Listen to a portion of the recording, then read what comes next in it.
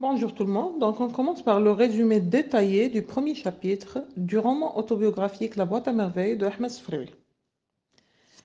Dans ce premier chapitre, le récit est déclenché par deux mots, la solitude et la nuit. Le narrateur sent le poids de la solitude. Il y pense et se rend compte que sa solitude ne date pas d'hier et qu'il a toujours été seul.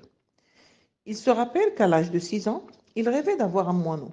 Il dressait alors son piège et attendait ce moineau qui ne venait jamais. Et c'est pourquoi il rentrait triste le soir. Sidi Mohamed habitait Dar Chouafa, la maison de la voyante. Tante Kenza, la voyante, au Chouafa, habitait au rez-de-chaussée. C'était une voyante de grande réputation. Les femmes de toutes les classes sociales et de tous les quartiers venaient la voir. Elle organisait régulièrement, une fois par mois, une soirée de gnawa.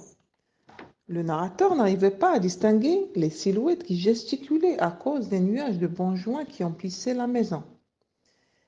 Ces soirées lui donnaient l'impression que les genoux rôdaient autour de lui et le frôlaient ou le touchaient par leurs doigts brûlants.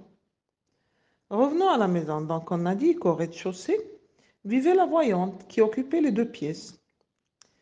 Alors qu'au premier étage, il y avait Rahma, son mari de l'Islaoued, et leur fille Zineb, plus âgée que Sidi Mohamed de une année, et que ce dernier détestait.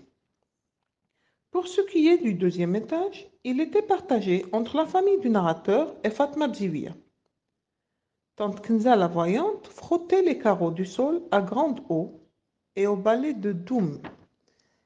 Elle présumait que les genoux aimaient la propreté. Les clientes ne venaient pas tous les jours. Il y avait des moments de trêve pendant lesquels la voyante s'occupait de sa propre santé. À l'âge de 6 ans, la mémoire de Sidi Mohamed était comme une cire fraîche. Il pouvait se rappeler des petits détails. Il ne savait pas s'il était heureux ou malheureux. Tout ce qu'il savait est qu'il a toujours été seul. Il souffrait de la solitude. Il se sentait différent des autres enfants de son âge qui n'étaient pas du même univers que lui. Il était rêveur. Il voyait le monde tel un domaine fabuleux. Il avait un penchant pour le monde invisible, auquel il désirait tant appartenir. Ses camarades du site étaient différents de lui, à ses yeux, car il se contentait du monde visible. Il aimait les sucreries, les batailles, imiter les adultes. Lui, il était fasciné par les contes d'Abdallah l'épicier, qui lui offrait une promenade par-delà les mers des ténèbres et par-delà la grande muraille. Malem Aslam, son père, lui parlait du paradis, en lui expliquant que pour y accéder, il fallait d'abord mourir, tout en rappelant que se tuer était un péché qui interdira l'accès au paradis. Le narrateur a compris qu'il fallait rester patient et attendre, attendre d'être grand, bref, attendre de mourir. المسيد l'école coranique était à Derb Nouala. Sidi Mohamed décrit le frère. Il s'agit d'un homme maigre, grand, à barbe noire, dont les yeux lançaient constamment des flammes de colère, et qui habitait la rue Gief, une rue que notre narrateur connaissait parfaitement, puisqu'il s'y rendait avec sa mère au bain mort. Sidi Mohamed appelait le bain mort l'enfer. Il le détestait, et pour l'encourager à l'accompagner, sa mère lui promettait une orange et un œuf dur. Il ne se sentait pas du tout à l'aise. Il était gêné par l'espèce d'impudeur et de laisser-aller qui dominait le bain mort. Les femmes se permettaient de se balader nues.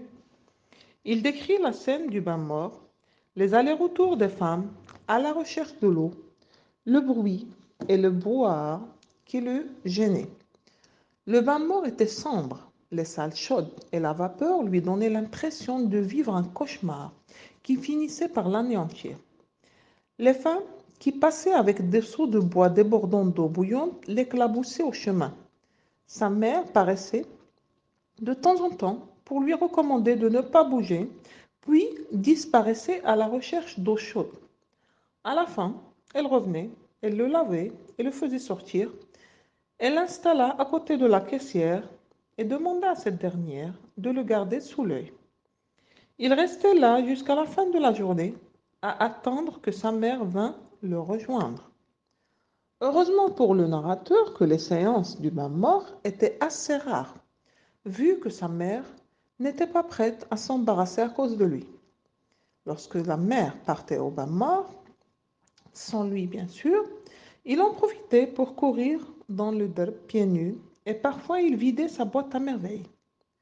Il en tira un simple bouton de porcelaine et laissait libre cours à son imagination. Dans sa boîte, il y avait des objets hétéroclites qui n'avaient un sens que pour lui. On y trouvait des boules de verre, des anneaux de cuivre, un minuscule cadenas sans clé, des clous à tête dorée, des encriers vides, des boutons décorés et des boutons sans décor. Certains étaient en métal, d'autres étaient transparents ou en nacre. Les objets contenus dans sa boîte à merveilles lui permettaient de s'évader, de rêver, d'aller à la rencontre des princes très vaillants qui n'existaient que dans son imagination et qui lui venaient au secours au moment où il se sentait seul et où il avait du chagrin. Le lendemain du bain mort, la Zoubida, la mère du narrateur, ne manquait pas de raconter la séance en petits détails aux voisines en mimant les gestes. Le bain mort était un lieu de rencontre des femmes, un moment d'échange des nouvelles du quartier, ainsi qu'un lieu pour les vrais crépages de chignons, les bagarres physiques entre les femmes et les querelles. Le prologue de la mère était si intéressant qu'il réussissait à susciter l'intérêt de toutes les femmes. En dépit de son succès de comédienne, le narrateur, Sidi Mohamed, n'était pas trop fasciné par l'enthousiasme et la gaieté matinale de sa mère, vu que cela se terminait généralement le soir par des larmes. Le soir, quand son père rentrait de son travail, il avait droit uniquement aux moments les plus sombres. Il avait droit au chagrin de la mère et à ses plaintes continues. Elle faisait de chaque incident, aussi petit soit-il, une catastrophe. Ainsi fut le jour de querelle entre Lalla Zoubida et Rahma.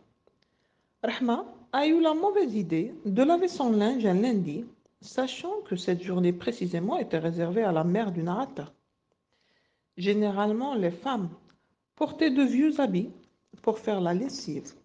Elles mettaient le linge dans un bidon d'eau sous feu improvisé et occupaient le patio et la terrasse à la fois. Le soir était réservé au pliage du linge. Donc, ce lundi néfaste, Ahmad décida de faire son linge, ce qui a provoqué la colère de la Zoubida à qui lundi était réservé. Une bagarre se déclenche entre les deux femmes. La Zoubida en profite pour rappeler ses origines, se vantant d'être une descendante du prophète, et en même temps insulta Rahma, l'épouse du fabricant de charrues. Elle l'insulta de mendiante d'entre les mendiantes, de pouilleuse, de domestique. La querelle entre les deux femmes dura toute la journée et se faisait entendre par tout le monde. Le soir, comme Allem Abdeslam est de retour, la mère du narrateur se plaignait et faisait de cette querelle toute une scène. Alors que le père prenait son dîner, la mère continuait à se plaindre et lui reprochait son silence. Elle mit alors son visage entre les genoux et commença à verser des larmes chaudes. Le père finit son dîner et posa à son épouse la question sur ce qui s'était passé entre elle et sa voisine, Rahma. C'est alors qu'elle commença son récit aux petits détails. Et c'est ce qui gênait Sidi Mohamed et provoqua son malaise.